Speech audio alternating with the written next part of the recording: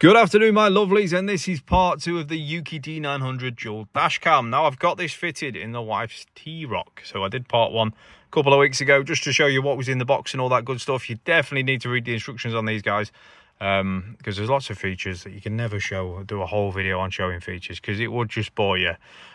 So I've got the D900, I've got it hooked up there, and I'm going to show you all that good stuff. And I'm going to incorporate this into a video showing you just how I've roughly wired it in. I'm not going to pull all the trims back off, it's a nightmare. But I have had requests in the comments about you guys wanting to know just my rough routing of how I've done it. Now, guys, I've hardwired this in. So the camera ideally needs the 3-wire hardwire kit. So you can get a 2-wire, which gives you a ground and a positive, which most dash cams will run off, and they have an internal battery. This, however, doesn't have an internal battery, so it needs the 3-wire ideally. So I've wired it in with a 2-wire because I can, and I had a 2-wire, but ideally you want the 3-wire. Now the 3-wire, the idea behind that is you're going to have a live, ignition live, because that's what you're going to wire it into. You're going to have a permanent live, which has battery monitor on it, guys, so it will stop the permanent live should your voltage on your battery drop, so it won't flatten your battery. And then obviously it's got a ground, as all circuits need, a live and an earth. Electric lesson over, guys. Let's have a look at this. So that's the camera. Again, have a look at part 1, guys, if you want to see just some of the features and all that good stuff that it's got. It is a front and rear dash cam as well. There's lots of things. So the QR code to scan if you're not happy, if you've got something to see, and the customer service is bang on. You've got these features here, so it's 5K at the front. It is really clear, to be fair. GPS, HD, and 5G Wi-Fi, and that's all that good stuff that you need to know there. So you've got to download an app as well. There, so download the app and it all connects through the app. So you don't physically do anything with the camera as such. Everything goes through the app that you download. So everything's on there. It's dead easy to set up as well. And that'll just bore you. So, you know, I'm going to show you the good stuff. So there it is. And I've got it wired in neatly. So as you can see, I've got my EMF. It's called an EMF. Like reduces interference, stops it from like getting involved with your radio signals and stuff. So I've got that fitted.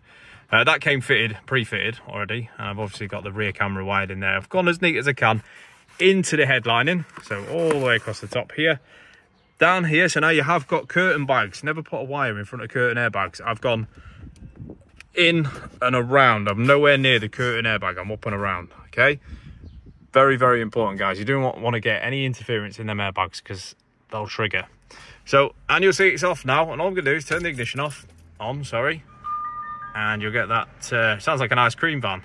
That'll flick up for a second. You can see I've got the back camera in, the front camera now. I've got the bonnet up because I'm doing multiple videos in one go, just because I can and I have to.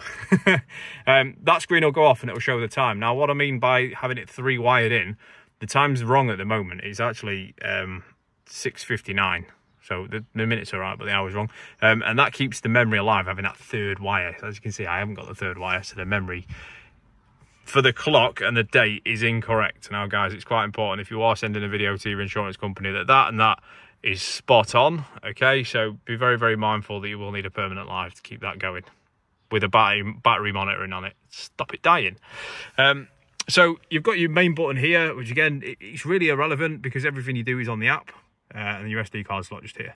So I'm going to take you through, I'm going to turn that off, I don't want to flatten the battery. I'm going to take you through moving backwards.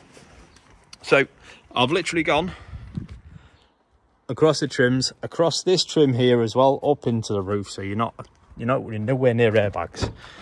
And again, up through this trim, up through that trim, and I'm going to take you to the rear of the vehicle now. So I've gone through looms and everything. I've done a real good job on this because it's my good lady wife. It's got to be right. So the only bit of wire you can see for the rear camera is just that little bit there. Now the camera does spin round, so you can literally have that at any angle you fancy. Spins round, it comes out that little bit of trim there because that's where I've got it. I've gone through the main loom to there, and then obviously it's gone front to rear. So comes out the back, through the loom, through there, and you pop this trim off dead easy. Your wiring goes through it again, the main harness, the main holes, making sure it's not chafing on anything, and just that little bit of wiring there is all you have to see. So that's the Euki D900 dual dash cam. We're still using it, we're still testing it, we're still making sure it's okay. What I will say about it, guys, is the G-force sensor on it is very, very sensitive. So you'll be driving down the road, and you know what British roads are like, shit at best, right? And a slight knock in the road will get that to do a it'll beep at you. The red flashing light for record will go yellow, and it puts it into a protected file because it thinks you've had a bump, a knock, or a, you know, which is good. It's good because it takes your worry about having to worry about something stopping the vehicle as well as pressing a button on the camera, which I know some camera models are like. This one doesn't, it does it for you. And again, everything you can stored on this SD card, you can download straight onto your phone. So hopefully, guys, this has been an absolute legendary product to review. It's really, really nice to review things like this, obviously. So let me know what you think in the comments, guys. It's a bit of a longer video, this one. And I'll try and answer all the questions I possibly can. So that being said, guys, see you in the next one.